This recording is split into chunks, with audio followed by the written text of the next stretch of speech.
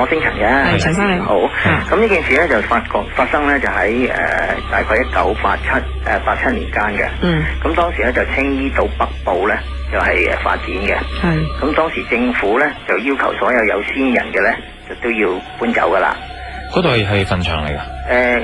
佢因為嗰啲山地咧都有啲墳場喺度嘅，咁啊就係即係唔係話成個墳地咁樣，而係個別有啲人咧就有啲墳地喺度嘅，即係私人咁樣噶啦。係啦，咁啊後期咧就通知晒之後咧，但係亦都有啲人可能咧就係移居咗外國，咁啲墳地咧就係冇人去認領嘅。係咁當時咧我就係做暑期工咧，就去到嗰度咧就負責咧，就如果有呢啲墳地咧，就將佢咧記錄低。咁然之後由啲政府嘅仵作人員咧就拎走佢嘅。幫人哋拎走咗。係啦。咁事發嗰日咧，我記得咧大概係9點零鐘到啦。咁就有啲地盤工人咧就挖到一個山墳出嚟，咁就將一啲骸骨咧就擺喺度，就等啲仵作咧就嚟拎走嘅。咁我就負責去記錄。咁而咁啱嗰一段時間咧，就有一個澳洲籍嘅應該係助理工程師嗰類。咁佢嚟到咧就百無聊賴。咁佢就攞起咗一個嗰個頭骨咧，就攞嚟玩，攞嚟睇下先嘅。哎呀！咁睇完之後咧，佢跟住咧就揾隻腳咧就踢落去頭骨度。搞錯啊！不過外國人真係可能唔信呢啲嘢。唔信都唔係咁冇禮貌。佢個習俗問題啦，我哋唔係好信呢啲嘢啦。咁當時咧我就好唔開心啦，咁就話咗佢幾句，而咧我就將個頭骨咧就拎翻擺翻原位度。係啊。咁我好清楚咧就睇到咧個頭骨嘅左邊後邊咧係有一個波鞋嘅腳印喺度嘅，就係嗰個外籍人士啦。係啦，佢留低嘅。咁好啦，咁我哋咧亦都係等一啲人員咧就係去執好呢啲嘢啦。咁當時咧就地盤係比較早啲食飯嘅。咁到食飯嘅時間咧，因為我都係仲未做完啲手尾，咁但係咧因為當時咧係開發緊青衣北部咧，交通又唔係好方便嘅，咁又有救護直升機嘅到場。咁就去到canteen嗰邊，咁就原來咧就係嗰個剛才嗰個澳洲籍嘅外籍人士咧，佢咧就係食飯嘅時候咧就飲啤酒啊，咁啊唔小心咧就打爛咗個啤酒樽，咁啊割親咧就流血，咁亦都送入醫院，咁我哋當時咧就都不以為意啦，咁但係後來咧就發覺佢冇翻工咧，咁啊再問咗之後咧，原來咧佢就係話佢咧係割親嘅大動物，流血咧就過咗身嘅。哇！咁啊就事發咧都係幾個鐘頭嘅事嘅啫。咁呢件事咧就即係我哋都唔係好懷疑究竟係有啲咩問題發生咗。呢個都係意外啫嚇。係啦，係一個工業意外咁樣，或者係嘅，即係佢唔小心整親咁樣。係。大概過咗個零禮拜到咧，就佢嘅澳洲籍嘅未婚妻咧，就嚟到地盤嗰度咧，就去揾我哋。咁想知道咧，究竟當時事發咧，就究竟係發生咗啲咩事嘅？咁我都有在場，咁佢咧就話咧，佢原來嘅死因咧就唔係話真係淨係戒斷咗大動脈流血死嘅。仲有咩原因啊？原來咧就係佢係腦部積瘀死嘅。積瘀？係啊，腦部積瘀啊。有淤血啊？係啊，咁所以咧就係話佢個未婚妻咧懷疑咧係佢俾人哋打佢啊，或者諸如此類。佢跌過咁樣咯。佢咪踢過個骷髏骨頭一下嘅？係啊，咁佢最奇怪一樣嘢咧就係佢拎嗰張X 光片出嚟咧，我哋係好清楚睇到咧。佢個左邊後邊嘅位置咧，係有一個好似波鞋印咁樣嘅，同我當日咧見到個頭骨上邊一樣嘅，一模一樣。即係報應翻落佢頭度，根本就係。咁呢一個咧就係即係我覺得都係好難解釋嘅事咯。哇！但係嗱，你講真，你自己親眼睇到噶嘛？咁個波鞋印喺嗰度，你去睇翻 X 光又係咁樣。喂，但係點樣解釋到一個人咧喺佢個腦嗰個即係照X-ray 吓？點解有個波鞋印咧？有冇問翻下醫生會咁樣？係咯，嗰個醫生咧就係話，即係佢哋即係話去驗屍嘅時候咧，就係會覺得即係佢聽佢講咧，佢致死原因咧就係腦部積瘀而死嘅。但係有冇話佢幾時受呢個重創噶？佢係總之佢個驗屍報告咧就係話佢一樣嘢，咁其次先至係話佢係割到大動脈流血死嘅。即係話。大動脈嗰個唔係一個致命嘅原因啦，係嘛？知道啦，就因為佢食飯嘅時候飲啤酒打爛個玻璃樽整到咯。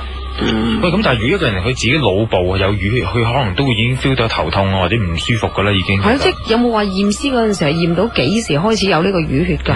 呢個就唔係好清楚，因為佢只係嚟到問咧，就係話問現場啲人有冇人見到佢俾人打啊，或者佢有冇撞過個頭啊，即係佢都係嚟諮詢呢一樣嘢咯。咁但係我心裏邊咧就係聯想到佢可能，因為係十分之相似嘅個位置。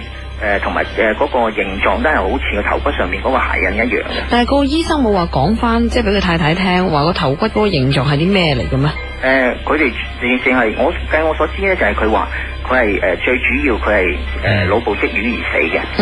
咁但係你呢件事有冇講翻俾太太聽啊？有冇佢原來生前係可能唔小心？因為佢都想查清楚做過呢樣嘢。佢講，但係我諗第一可能我表達方面咧，或者係諸如此類，我只係覺得奇怪，但係就冇將呢件事話俾佢聽咯。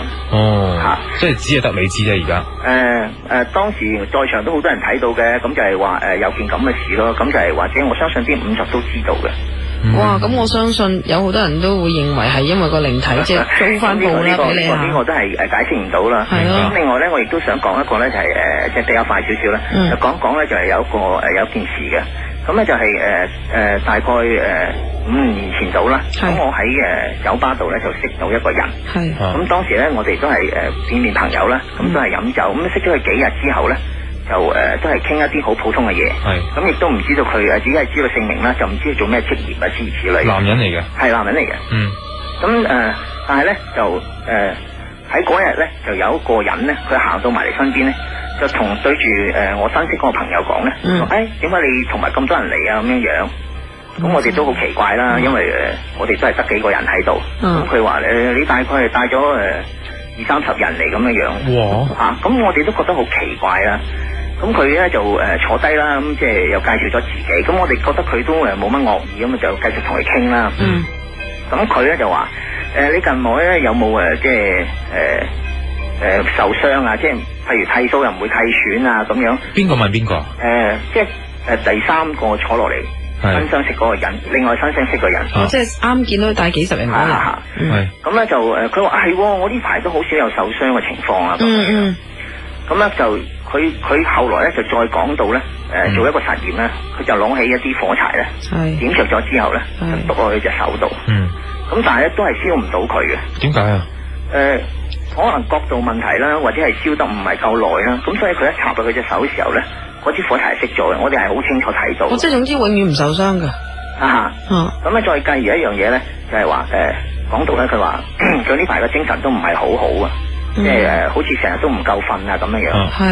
咁咧就原來咧我哋先知道咧我哋喺酒吧上面識嗰個人咧，以前係一個警務人員嚟嘅。咁係一個水警嘅。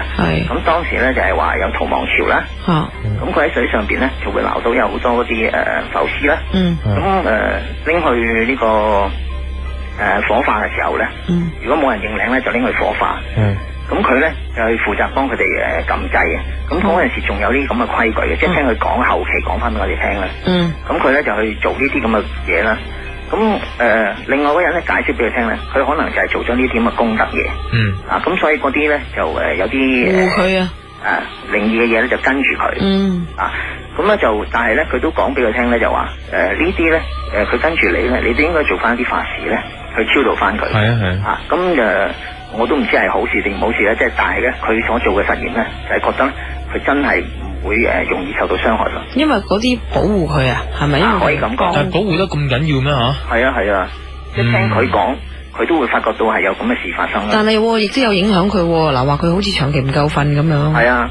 會唔會都有影響啊？咁我哋都即係聽到佢咁講啊，咁都叫佢勸佢去做翻啲法事。咁佢而家都移咗民噶。咁佢都後尾有做過啲法事。係冇錯。咁都但求個心安理得啦，都可以當。唔係，但係有好難講，因為佢工作就係要做呢啲咁嘅嘢啦。其實就係咪啊？咁佢都係算幫佢哋嘅啫，即係一個咁樣嘅意外令到咁嘅情況發生。但係佢唔係話自己即係練一啲嘅法咁樣令到自己手燒唔着，又唔係嘅，佢冇練。唔係嘅，佢都唔知道有啲咁嘅嘢，係講另外嗰個人咧提醒咗，點醒咗。就話俾佢聽咧，就有咁多嘅跟住佢。咁我原來咧就再對翻佢所講嘅嘢，原來佢所做過嘅嘢咧，就係會有啲咁嘅嘢幫到佢咯。真係明白。奇怪呢啲嗱，可以講話積福啊帶到自己啦，但係其實長期靈體跟住嘅話都唔係咁好咯。即係睇下你點睇現呢件事啦，咁有兩邊去睇啦。咁都要做翻一啲嘢，咁佢等於而家安樂而家問咯。OK， 唔該晒陳生你，拜拜。